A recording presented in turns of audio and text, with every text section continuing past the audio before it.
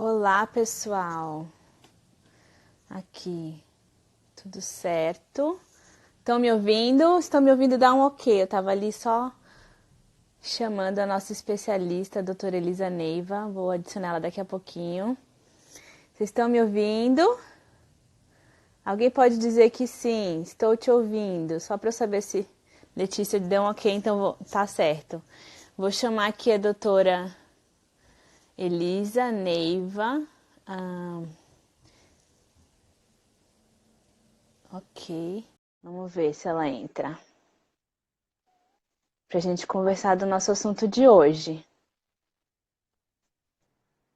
Olá, Olá, tudo Juliana, bem? tudo bem? Tudo Tá ótimo, e me, você?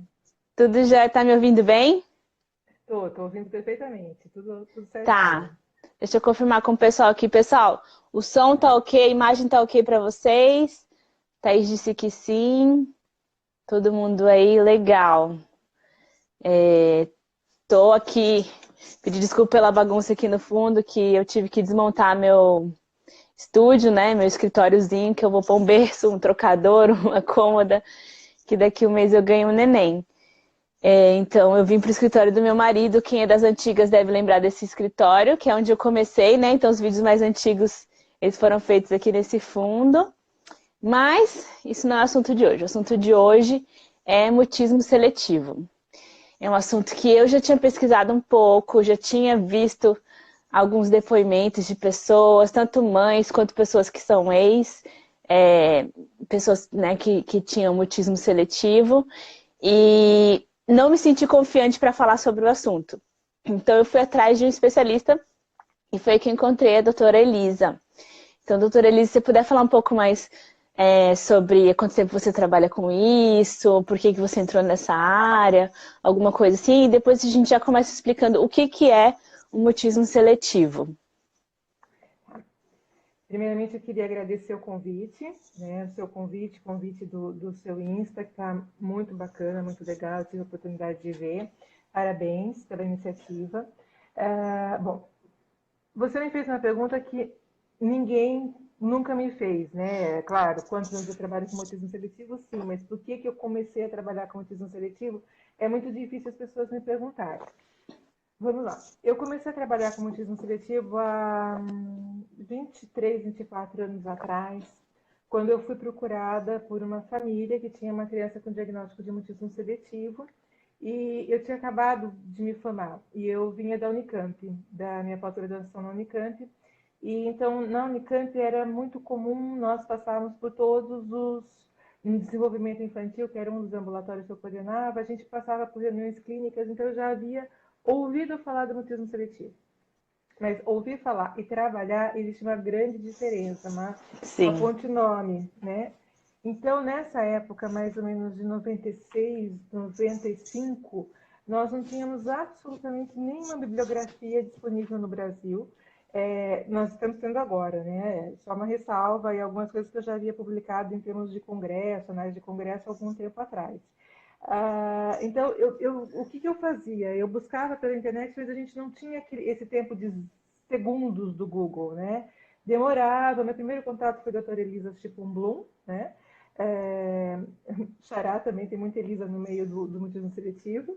E aí eu comecei a fazer, os meus atendimentos começaram a acontecer, Juliana, muito por um feeling meu, né? E aí, completando a sua pergunta, que me sinto extremamente confortável, que é um ponto que eu vou começar a falar agora, depois desse tempo todo, mas que eu vou falar com reticências, vou falar aqui primeiro para você.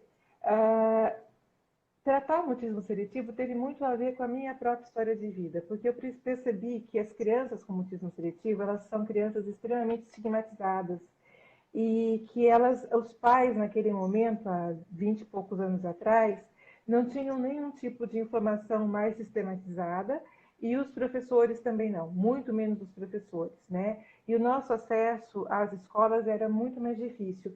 Então eu tive um caso de mutismo seletivo com um gap de 5 anos para o segundo caso de mutismo seletivo e um gap de 10 anos para começar a atender com frequência crianças com mutismo seletivo. Então, o que moveu foi, obviamente, a minha vontade de ajudar a criança, né? Porque eu levava os casos, a gente estuda os casos em supervisão, né? Você sabe disso. E Uhum. quando eu chegava para as supervisões, as pessoas, os meus colegas, as pessoas assim extremamente gabaritadas me diziam: é birra. Quem via o que eu via, né? Eu vou Sabia começar que não essa. era. Sabia que não, é É, impossível, né? Eu posso dar um é. exemplo? Claro. Posso?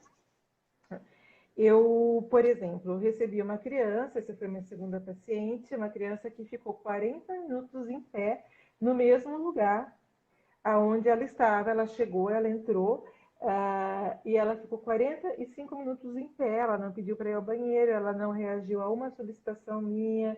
Então, quando a gente vê esse tipo de comportamento, que estava ali na minha frente, né? A falta de contato no olho, a angústia que eu, como psicóloga, senti muitas vezes tratando esses casos, e ainda sinto, porque nós dependemos da fala do paciente, né, para saber se Sim. nosso trabalho está ok. Eu sabia que não era birra, e quando eu vejo isso hoje acontecendo, né, o gato comeu sua língua, é birra, é muito difícil, né, a gente ainda tem muito para lutar. As coisas acontecem fora do país, ah, eu acredito que a gente não possa ter aqui no Brasil uma sistematização terapêutica igual se tem fora do país, na Europa, nos Estados Unidos, nos países da América do Sul, porque nós temos a nossa cultura, nós temos as nossas escolas que são extremamente diferenciadas e nós precisamos agir muito de acordo casados com a instituição escolar e com uma equipe multiprofissional, com fono, Sim. enfim, né? Então, o meu início foi mais ou menos esse, né? Nunca Legal. desistir, né? E poder ajudar aquela criança. Te digo, a minha primeira paciente não falou comigo, nunca. Falamos até hoje, mas por trocas de mensagens, Texto.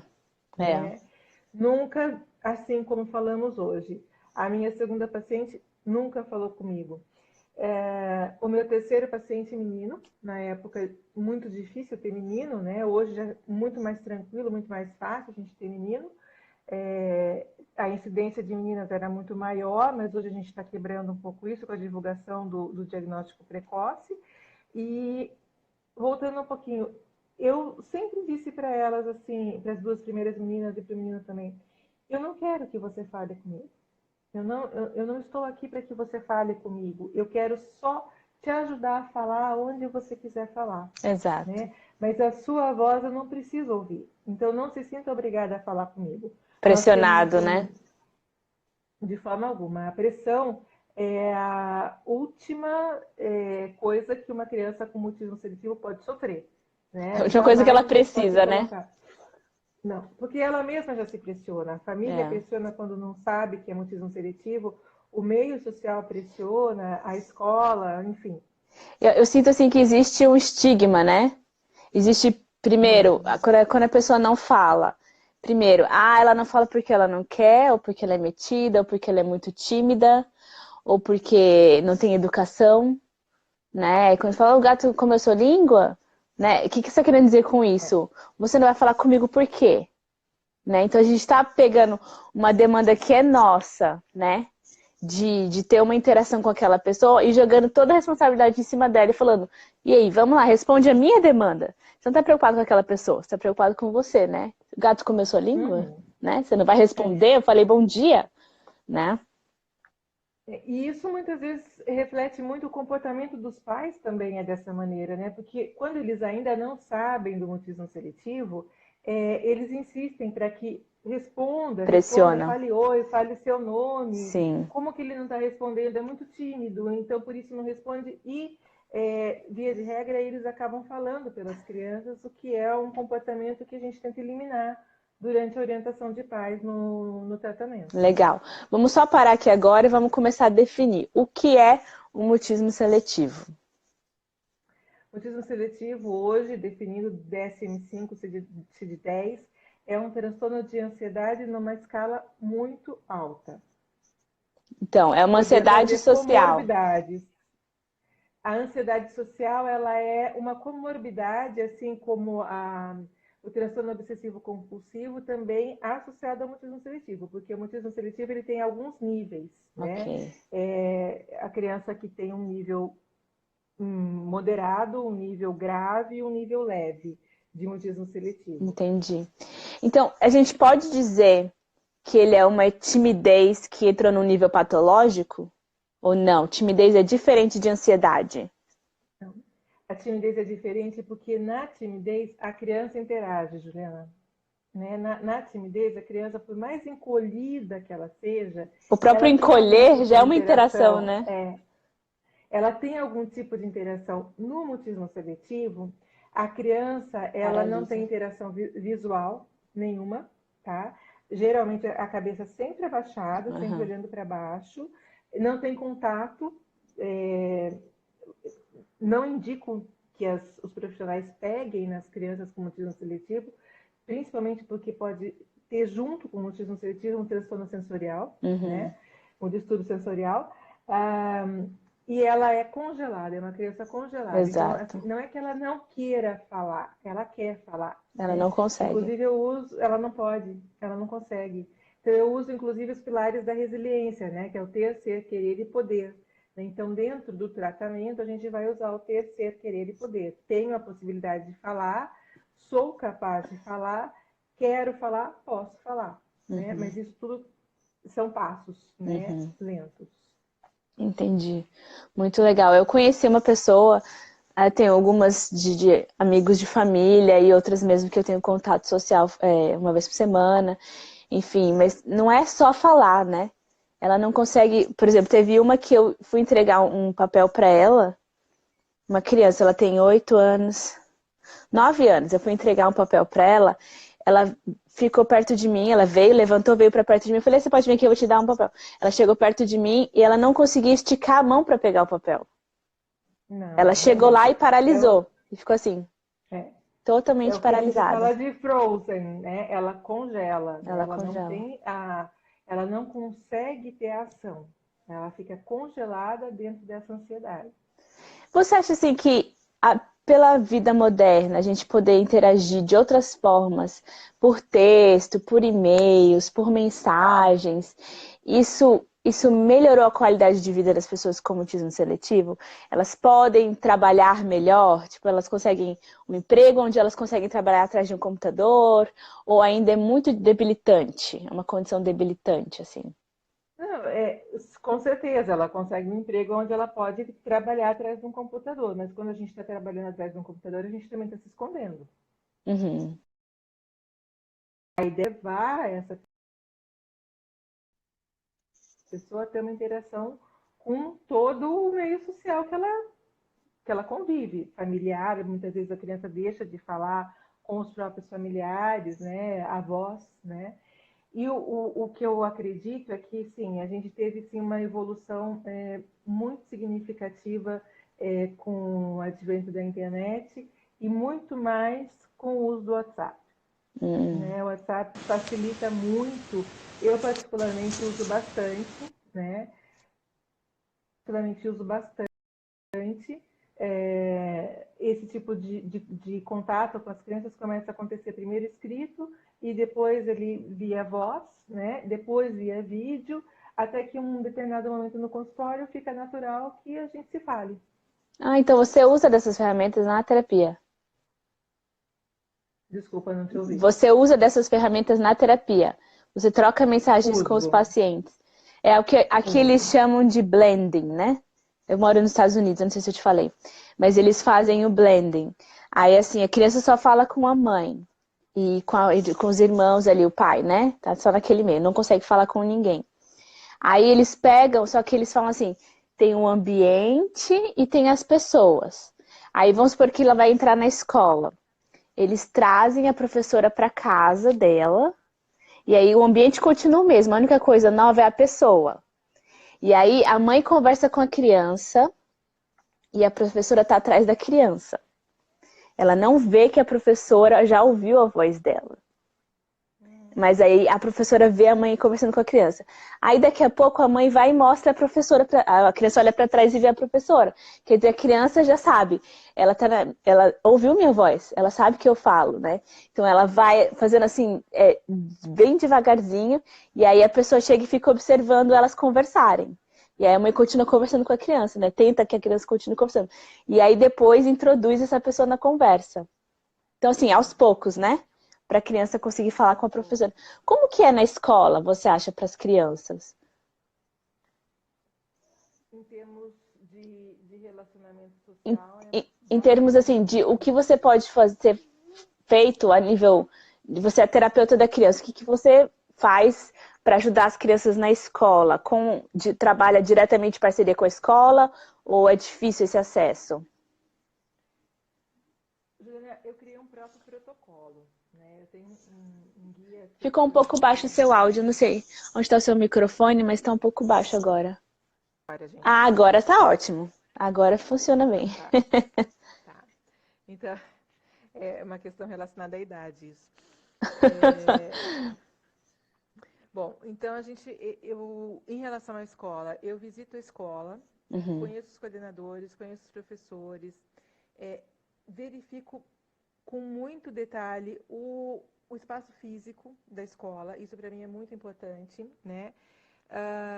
Eu demoro um pouquinho para ir para a escola, por quê? Porque primeiro eu preciso que a criança se vincule comigo, Sim. né? Que ela me dê o ok. Daí eu sempre conto para ela, assim como nós falávamos do WhatsApp, eu digo, eu vou usar o WhatsApp, eu vou mostrar a sua voz. Se existe um filme, nós vamos mostrar esse filme. É imprescindível que você não haja por trás. Né? Vou usar bem esse termo, né? Que você não haja por trás da criança, né? Então, eu vejo o espaço físico, converso com os professores, faço um levantamento do que os professores sabem sobre o mutismo seletivo e o quanto eles estão dispostos a ajudar aquela criança e vou instituindo uma rotina para a criança. A rotina é a palavra-chave. Rotina. Né? Dentro da escola, a gente começa primeiro, agora, né? Isso já ele tem no GPS, inclusive, está disponível, né? As pessoas podem me pedir que eu envio, mas a gente também tem um grupo de WhatsApp no GPS é o quê? Facebook. O guia, um mapa, né? Um guia psicossocial e Psicossocial. educacional, né? Para pais e professores no início das aulas. Então, como que a gente pode agir? Né? É isso que eu te falei, estou melhorando um pouquinho ainda. Muito legal. Então, a gente faz toda essa avaliação, toda essa análise. Eu peço para que os pais vão com as crianças até a escola, no momento em que a escola está vazia, retornam, vão com as crianças até a escola, no momento em que a escola começa a ter trocas de turno, e deixem as crianças que elas vejam a movimentação. Que a professora daquela criança passe, isso tudo tem que estar dentro de um acordo, né, terapêutico, a professora passe e acene de longe. Né? Uhum. Assim eu vou fazendo uma aproximação gradativa. Legal. E também vou retirando os pais da escola. Uhum. E uma questão importantíssima que eu queria falar aqui agora, eu não sei se está na tua pauta, mas eu vou aproveitar, é que nesse momento em que a gente está nessa entrada da escola, ou na saída da escola, ou começando o ano, as crianças começam a falar com os pais. Algumas crianças falam na escola, o pai chegou para buscar, ela simplesmente vira para o pai, e como se nada tivesse acontecido, ela começa a falar com o pai, e as outras crianças daí ficam assim, super alvoroçadas, super intrigadas, instigadas, a saber por que ela fala. E qual que é a reação normal? Elas saem, isso acontece em 10 de 10 casos. Ela está falando. Né? Porque eles pensam que a pessoa é muda, né? Exatamente. Né? Então, para a criança, isso é muito angustiante, isso é muito triste. Né? Porque ela, como eu disse anteriormente, ela quer, mas ela não consegue. Né? Para os pais também é muito triste esse tipo de conduta. A criança fica chateada quando os outros percebem que ela fala e anunciam, ela fala, porque ela fica pensando, poxa, eles pensam que eu não falo. É isso? Exatamente. Então você acha que a criança quer que as pessoas saibam, a criança quer que as pessoas saibam que ela fala, ela sabe falar, ela tem condições de falar, ela só não né? Ela quer saber, é uma coisa importante pra gente explicar isso, né? Quando alguém fala assim, ela não fala, fala, né? Deixar claro que ela Sim, fala, né? ela fala, mas existe uma questão importante, Juliana. A criança tem vergonha da voz. A criança com mutismo seletivo, em alguns casos de mutismo seletivo, elas apresentam vergonha da voz. Elas têm vergonha de falar, elas têm vergonha de se colocar, do que vai ser pensado sobre elas, de como elas vão ser aceitas. E eu acho que tudo isso Faz parte da ansiedade social, né? faz parte da ansiedade social, mas também vem muito em relação a como nós reforçamos esse comportamento, como eu disse, né, anteriormente. Se você uma criança fala, ela está falando na saída da escola, reforça o medo, reforça a É. insegurança, né? Porque você realmente tem para você, eu sou diferente Aí você na começa a se vida, preocupar com a né? opinião dos outros. Aí você consegue menos ainda falar, né? Exatamente. Por isso que eu te disse lá no comecinho, tem muito a ver com a minha história de vida. Eu não vou contar por quê, né? Uhum. Posso dizer, sim, que acho que a ansiedade, quando a gente pensa em mutismo seletivo, a gente tem que pensar que nós somos ansiosos por natureza, né? E muitas pessoas perguntam, né, poxa vida, mas existe uma correlação entre pais ansiosos e crianças com mutismo seletivo? Sim, existe. Fizeram até uma Né? pergunta que eu acho que é interessante, perguntando se existe algum componente genético no Sim, mutismo seletivo. sim, Sim, né? sim. A timidez A gente também, a ansiedade, né? tem timidez, síndrome do A pânico, ansiedade, estresse pós-traumático, o altos níveis de toque. ansiedade do pai ou da mãe, né? Uhum. Tudo isso sim. Uhum. Legal. Então, muito legal. Acho que a gente já falou um pouco sobre o tratamento. Eu só queria deixar claro que, ao meu ver, eu acho que o seu também é um tratamento de longo prazo, né? Então, assim, ajustar as expectativas da família. Não é que eu vou levar ele num terapeuta, numa fono, e em um mês a criança vai sair falando, né? Uhum, uhum. Então, assim, é um tratamento A mais de gente longo tem prazo. uma diferença. Eu tive a oportunidade de conhecer alguns centros fora do Brasil e a gente tem sim uma diferença de tratamento grande, né? Por exemplo, eu faço uma abordagem que ela é mais longa. Por quê? Porque até eu tenho colocado ultimamente no Insta e no Face, não sei se você viu, são frases para grandes e pequenos, né? Porque o que eu acredito, né? O que baliza a minha atuação enquanto psicóloga clínica? Se eu colocar essa criança num tratamento em que vai ser extremamente invasivo para ela, aonde eu vou colocar um tempo, um limite de tempo para ela falar, eu vou forçar muito essa criança com componentes internos dela. Eu não vou respeitar os componentes internos dela, como nós já estávamos falando: preconceito, estigma, não aceitação, Uhum. vergonha. Então, eu prefiro ir por um caminho mais suave, né? Então, Eu prefiro bom, ir por um caminho mais lento. a gente pode dizer assim, que seu objetivo não é que a criança fale, é diminuir o sofrimento dela. E é claro que parte desse Não, não, sofrimento vem pela dificuldade dela em falar, ou não, não, não. O meu objetivo é que ela fale sim, que mas ela eu quero fale. trabalhar conjuntamente, né? Porque, assim, ela pode, de repente, ok, terminamos a terapia, você falou, eu te dou alta. É, Isso foi uma grande lição que eu tive. Posso contar? Tenho tempo para contar? Claro, claro, nós temos um tempo. Eu tinha um paciente, né? Esse paciente ele veio para mim com um quadro de mutismo seletivo, mas também tinha um quadro de toque. E aí, o que eu fiz?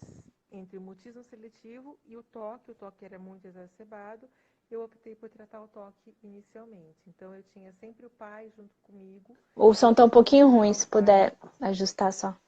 Tá?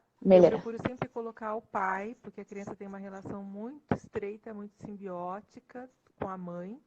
E eu colocava essa criança sempre junto com o pai. O pai fez um trabalho incrível junto comigo.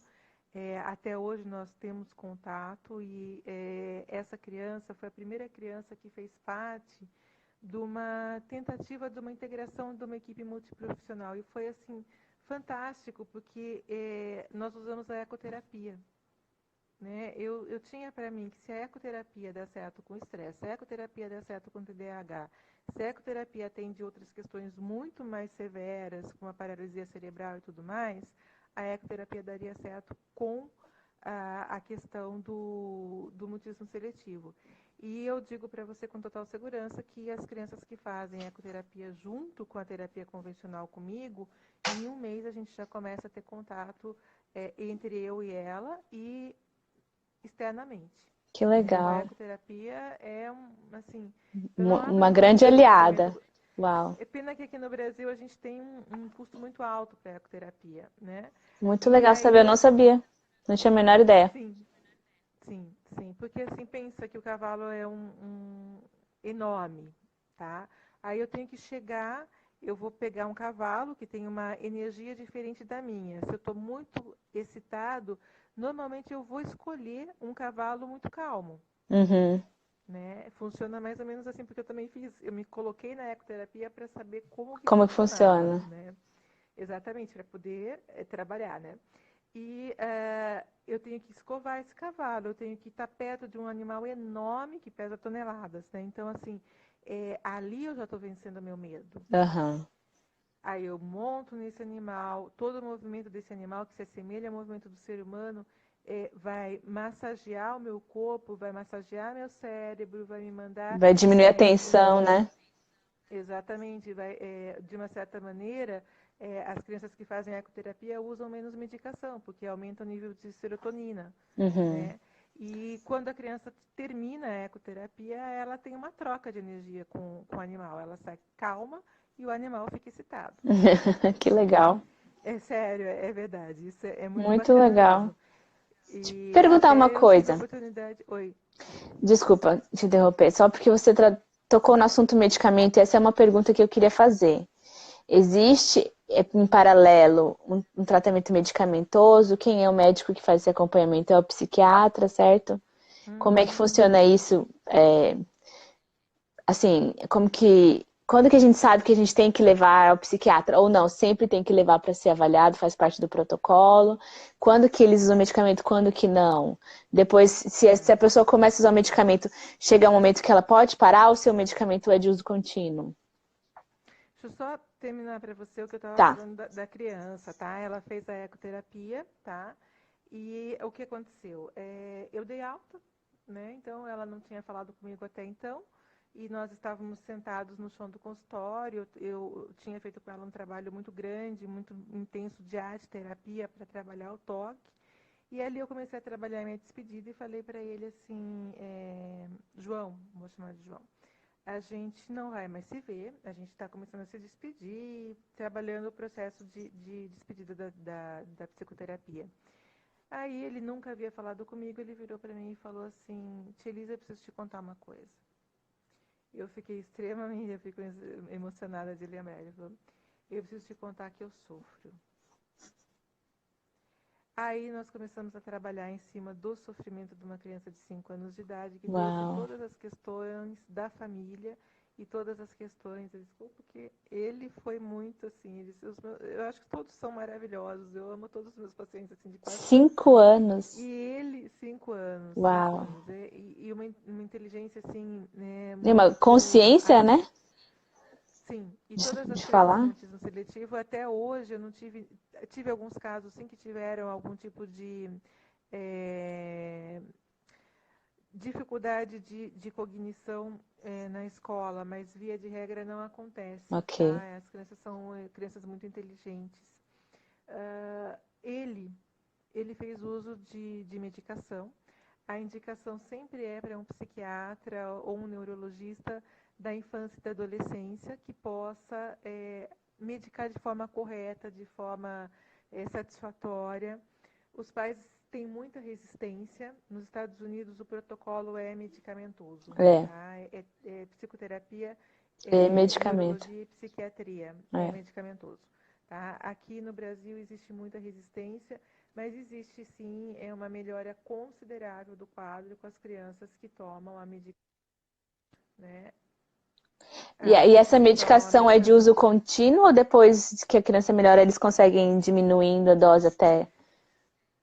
Geralmente é um tratamento com antidepressivo, com ansiolítico, né? Ou um ou outro, né? O Uhum. médico vai Decidir escolher.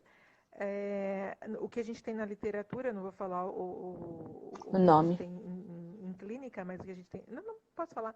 É a fluoxetina, Ah, tá? ok. É a fluoxetina. Então, as crianças fazem esse tratamento por um ano, mais ou menos, que é o Ok. tempo, né, do tratamento, um ano, menos até.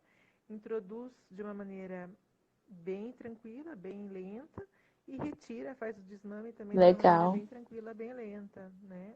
É bom Então, eles saber, têm uma porque às vezes segurança a gente nas tem, drogas. que nem você falou, né? A gente tem essa resistência, né? E às vezes pensa, ai, mas é um remédio psicotrópico, mas é um remédio muito forte, mas a criança. Mas assim, eles ajustam, né? Existem muitas evidências de que ajuda, e existe essa questão também, tem esse desmame da medicação depois. É um tratamento começo, meio e fim, né? Exatamente, exatamente. O que eu costumo falar, Juliana, é que a gente, de repente, num caso de mutismo seletivo, que existe um sofrimento muito grande, ou em outros casos na clínica também, é mais ou menos como se a gente estivesse descendo no poço e colocando o pé lá no fundo, né? Quando a gente usa a medicação ela não é uma pílula dourada, não é o pozinho de pilim-pim-pim do sítio do Pica-Pau Amarelo da Emília, mas ela é um aliado, né? Ela não Exato. vai ficar na tua vida para sempre. Uhum. E eu falo muito isso com os meus pacientes, eu falo da gente tomar uma medicação, eu falo junto com os pais, né? Quando os pais estão ok, eu falo junto, e eu deixo muito claro para as crianças que é um tempo, que não vai, de forma alguma, fazer com que a criança abandone o mutismo seletivo. Não é Sim, a medicação que vai fazer isso, é a criança que vai fazer isso. é. Não é um mágico, Eu né? tô ficando com a bateria do meu Fraca. headset baixa. Tá. Então a gente tem que finalizar isso? Não, não. Tá tão boa a Eu conversa. talvez você pode continuar o tempo que você quiser, mas eu só preciso, de repente, a gente talvez tenha que desconectar e reconectar de uma outra maneira. Daí eu Tá, reconecto através do celular só. tá certo. Deixa eu perguntar uma Mas fique à coisa. vontade. Em que idade geralmente que é feito o diagnóstico? O mutismo seletivo ele se apresenta a partir dos 3 anos de idade. 3. Tá? Então, a partir dos 3 anos de idade, já é possível, na escola, o professor observar ou os pais observarem que se existe uma evitação de contato ou mais exacerbados da criança em relação ao meio social, a gente já pode tentar um diagnóstico clínico com total segurança. Outra pergunta, assim, ai, o que eu vejo muito é falar assim, ah, mas ele não fala, mas é por conta de que um dia caiu e bateu a cabeça, ou porque, sabe, às vezes as pessoas têm alguns mitos, ah, é um trauma de infância, pode ser alguma outra coisa, ou você acha que ele é do desenvolvimento, ele é da personalidade, ele é da forma como essa pessoa, ou não, existem coisas que realmente influenciam? As crianças com mutismo seletivo, elas têm um temperamento mais inibido, né?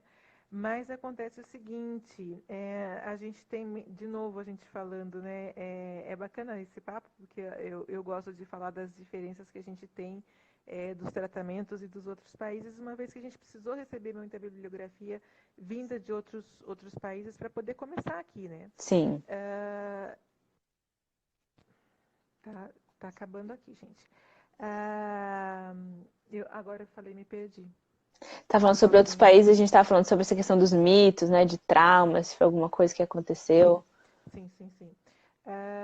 Eu, particularmente, Elisa, né, eu já escrevi algumas vezes e eu mantenho essa tese. Eu acredito que o mutismo seletivo possa estar relacionado a um trauma vivido na infância.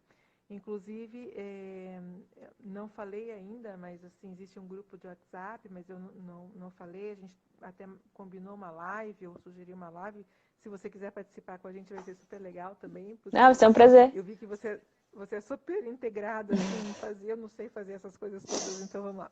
A discussão do grupo é se a gente pode considerar fatores gestacionais. Obviamente, a gente pode considerar fatores gestacionais, sim, né?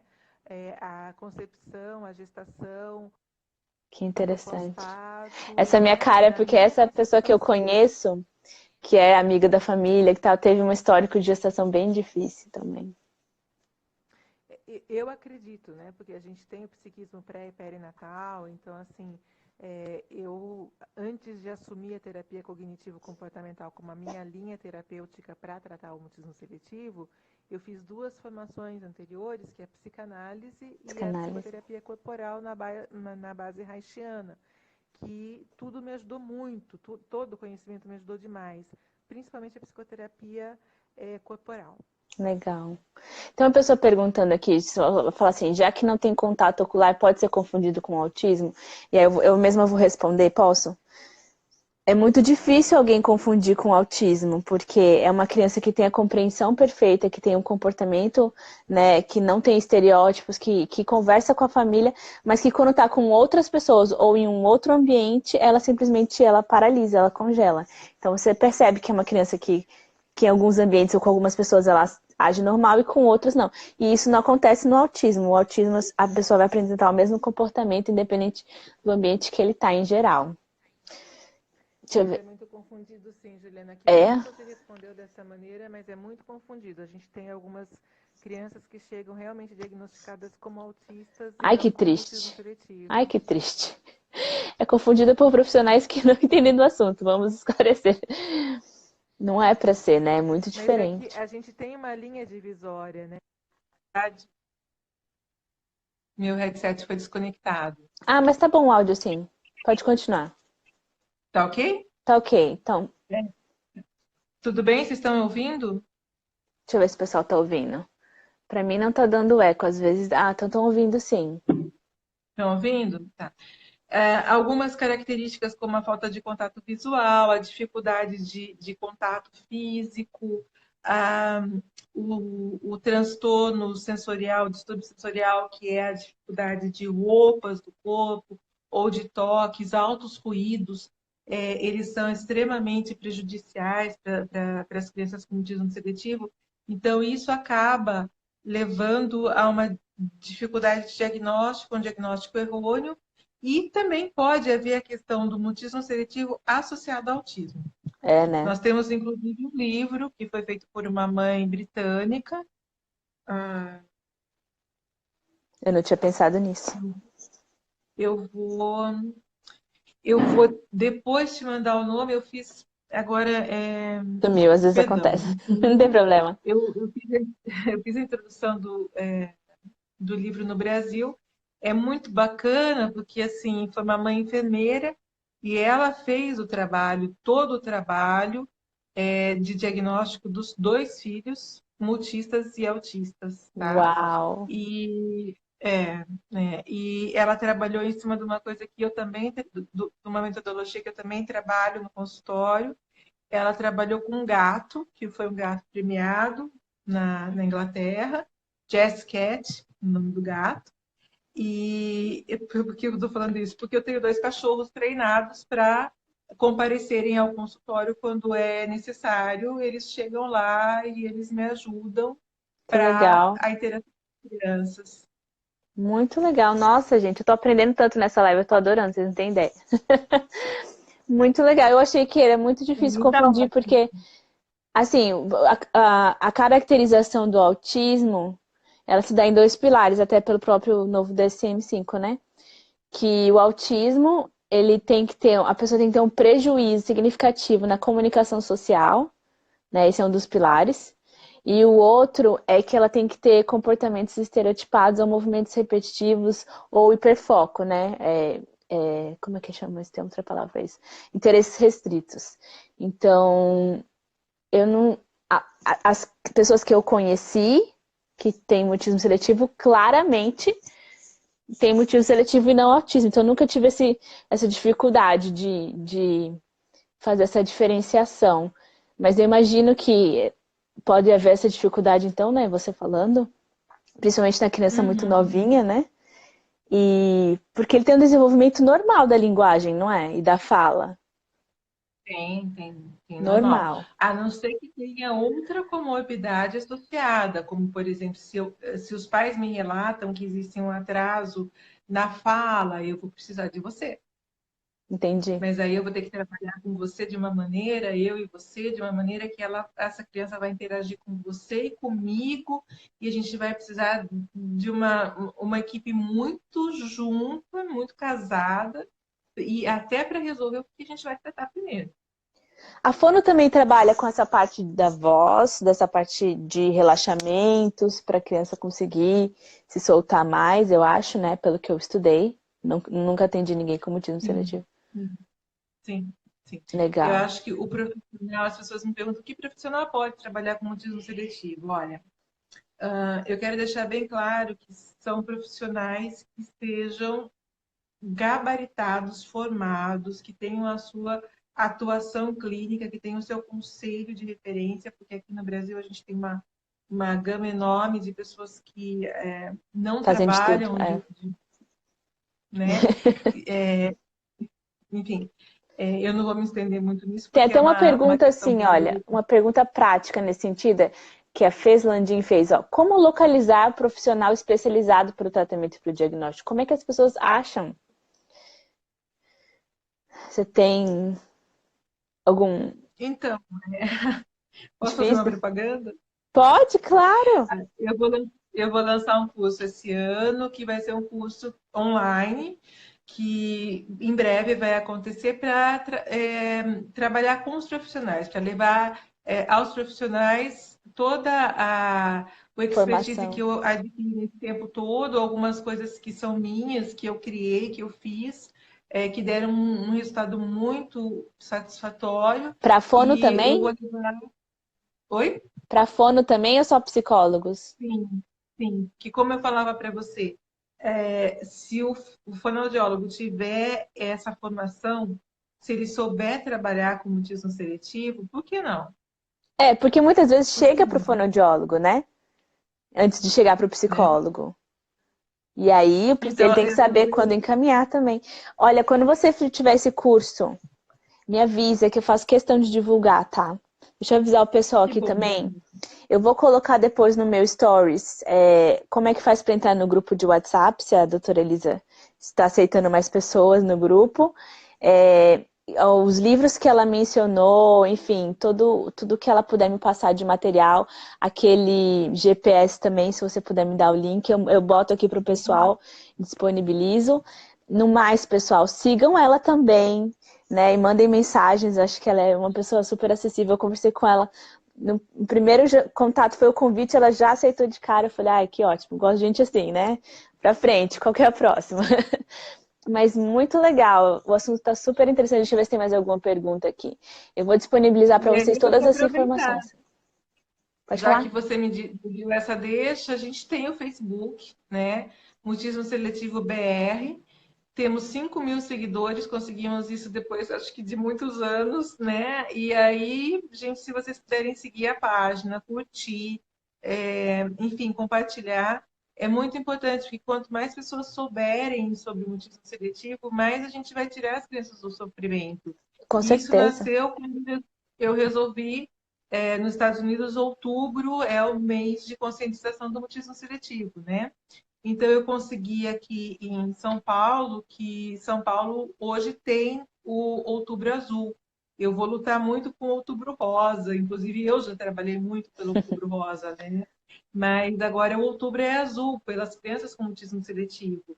E no Paraná também nós temos pela Virgínia, que é uma das mães que faz parte do grupo, muito tempo em contato comigo, também é lei no Paraná, é lei no estado de São Paulo.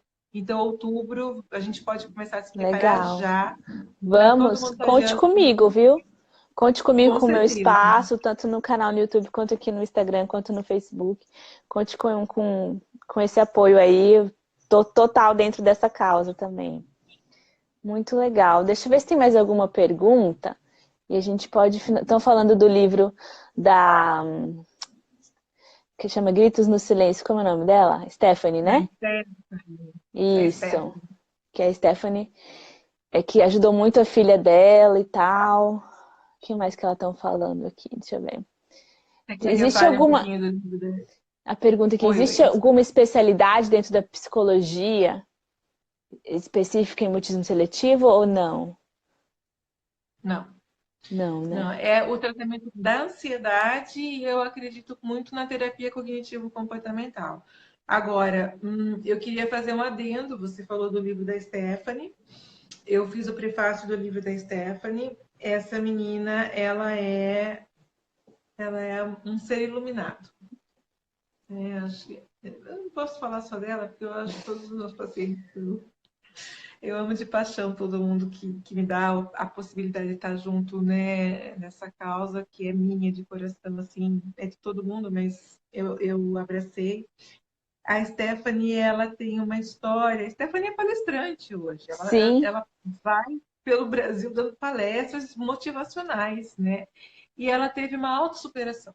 Ela resolveu, eu indico, super indico o livro, como também tem o Arthur, que escreveu de uma forma diferente, contando a história do filho. E tem o livro infantil. A Stephanie colocou todo o sofrimento dela naquelas linhas que ela escreveu e a superação que ela teve sozinha quando ela decidiu que ela ia falar.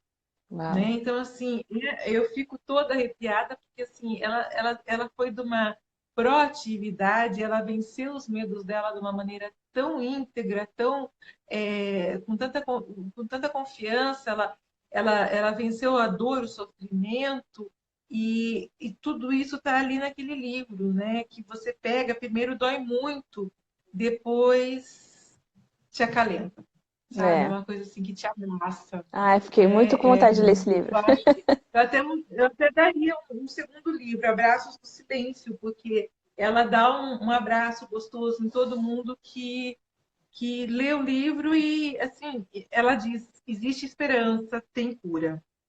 É importante isso.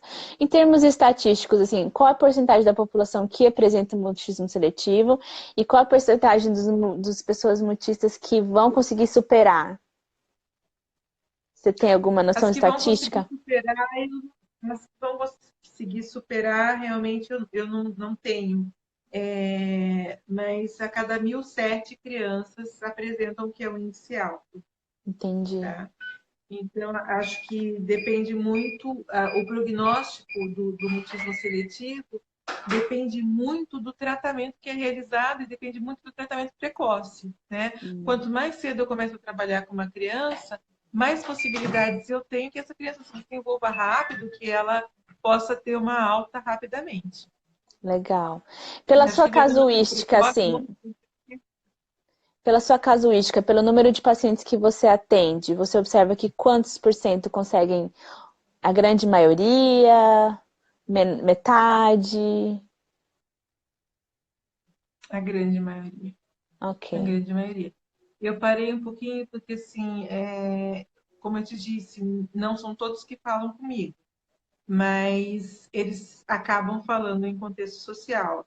E os Uhum. casos que eu fico sabendo depois, de alguns que realmente eu não vou ter possibilidade de levar aquele trabalho adiante, porque existe a empatia, existe o vínculo, ou existe o nosso tempo de trabalho. Se aquela criança não está conseguindo falar comigo, se o adolescente não está conseguindo falar comigo, eu tenho que reconhecer isso, chamar os Uhum. pais, dizer e pedir, por favor, leve a um outro profissional. Eu estarei aqui para poder orientar, para poder ajudar. E, assim, eu Muito sou legal. muito Super, firme. assim, super casa com a minha ética também fazer isso, né? Reconhecer as nossas limitações e às vezes não tá, a limitação não tá em um nem no outro, está no conjunto, né? E poder Exato. passar para frente, é. Muito legal. Eu acho que é isso. Deixa eu ver se tem mais alguma pergunta aqui e aí a gente já finaliza. Eu adorei essa live, aprendi muito. Deixa eu ver aqui. Se tem mais alguma pergunta. Ahn, Quando a criança Quando a criança pode ser informada que ela tem autismo seletivo, ela tem, ou seja, nomear, ou isso não é aberto. Ela está perguntando se a gente fala para a criança, dá o nome do que ela tem, fala, olha, a sua dificuldade é porque você tem uma condição que se chama autismo seletivo e que te, às vezes, dificulta falar com outras pessoas novas, ou não, nem fala sobre isso. Essa Juliana, conscientização, né? Não, de forma alguma. Eu uso a seguinte frase com os pais no meu consultório: vale muito mais a pior verdade a qualquer mentira, Aham. tá? Então, eu busco de maneira assim, claro, dependendo do nível, da idade da criança, a compreensão vai ser uma, da adolescente compreende de uma outra maneira, enfim. Mas eu sempre digo, você tem uma questão, você está aqui porque você não consegue falar com seus amiguinhos.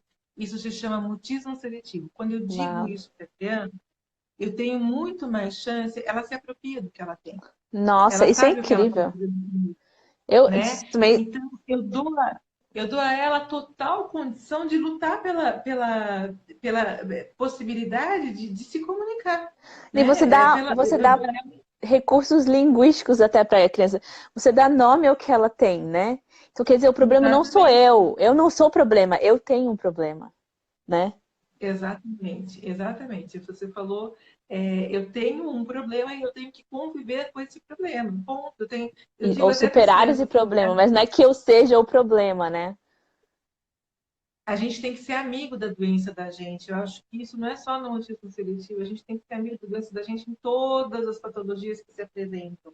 Se eu tenho uma diabetes, se eu tenho uma hipertensão, né? Eu tenho que ficar amigo, eu tenho que me cuidar, eu tenho que entender por que isso aconteceu. E se a Aham. gente, se eu recebo pais, às vezes os pais dão uma piscadinha para mim assim, ó, não fala. Né? Eu não posso coadunar, eu não coaduno com isso, É. eu preciso falar, né? Crianças Ex- muito pequenas, eu peço permissão, crianças, é. adolescentes, eu já converso de Eu uma vejo outra isso um pouco na maneira. nossa cultura, né? Os pais querendo tapar o sol com a peneira, né? Eu vejo muito Sim. isso na Mas isso é gagueira muito também, no positivo, autismo. né? Conta ou não conto para criança que ela tem autismo? Sempre tentando tapar o sol com a peneira, né? Exatamente, exatamente. Mas eu acho que é um pouco assim da negação dos pais, né? Porque eu considero que no autismo seletivo a gente passa por todas aquelas fases que são as fases da Do morte luto. mesmo, né? Negação, raiva, barganha, busca mesmo de soluções miraculosas, né? A gente tem pequenas Deu uma travadinha. mortes a todo momento, a todos os dias.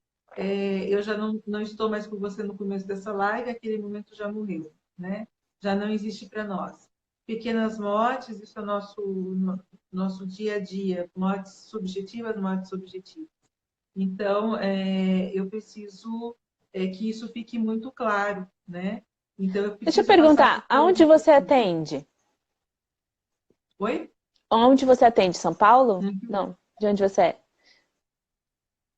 Aonde eu atendo? É. Você tem Em clínica? Você atende? Sorocaba, eu atendo em Sorocaba, interior de São Paulo, a 80 quilômetros de São Paulo. Tá, legal. Bom saber. Fica aí de aviso para o pessoal. Ah, eu acho que por hoje é só, né? Se tiverem mais dúvidas, sugerem, vocês podem fazer diretamente para a doutora Elisa, ou se eu puder ser útil em alguma coisa também. E me avisa sobre essa questão de quando sair o curso, porque eu faço questão de fazer. A outra pergunta que fizeram é assim: se a criança não está indo bem numa escola, se ela não está falando numa escola, adianta trocar de escola? É melhor ou é pior? Acho que é muito relativo, né? Isso é muito relativo, porque você pode, por exemplo, ter uma criança que está começando a ter o disparo, né? Ela está começando a ter o gatilho para falar na escola, e de repente você troca a criança dessa escola. Eu sou adepta a escolas pequenas, escolas confortáveis, eu não falei isso, mas a palavra-chave para o mutismo seletivo é acolhimento e conforto, né? E eu sou adepta também ao construtivismo, né? Uhum. Classes pequenas, Com a construção de pedagogia mais conhecimento, construtivista. Então, ó, troca de agora, dúvida com constância. vamos supor, a gente está no meio de janeiro. É o ideal que os pais façam, que seja feito um trabalho para que a criança, né, quando entrar no início do ano letivo, já entre mais preparada, é isso? Exatamente. Nesse momento, as aulas devem começar para a gente em fevereiro, final de janeiro. Lá no comecinho da live eu te disse, a gente precisa começar a aproximação escolar. Então Uhum. agora já chegou o momento. né? No O momento. psicólogo que trabalha com a criança já tem que estar entrando em contato com a escola. Na próxima Joia. semana eu já começo a me movimentar nesse sentido com todos os meus pacientes. Legal. Só uma Mas também, sugestão aí, Juliana, uma vez que não você precisa ser. Oi. pode falar. Não Eu só- precisa ser exatamente agora, tá? É, o profissional pode esperar as aulas começarem, os pais podem esperar as aulas começarem. O que precisa é diminuir a ansiedade de todo mundo, dos professores, dos coordenadores, dos pais, dos familiares, para diminuir a ansiedade da criança. Legal, legal. A minha sugestão, só que eu ia falar, quando você lançar o curso, né, você manter em algum lugar, algum site, algum link, onde as pessoas possam consultar quem fez teu curso. Porque assim as pessoas Ah, no tá. Brasil Então, Maria. inteiro vão ter quem acessar, né? Porque você está no interior de São Paulo, mas a gente está falando aqui de Brasil inteiro, às vezes até de exterior, né? Então, especialmente se for um curso online, se não for presencial, mais fácil ainda, as pessoas vão poder fazer online, mas se for presencial também, elas podem viajar, né? E se espalhar pelo Brasil, a gente forma uma corrente aí de apoio às pessoas com mutismo Sim. seletivo. Sim. Isso já eu tinha um site, ele acabou saindo do ar, está retomando agora no final de janeiro, e isso realmente já está na pauta, é uma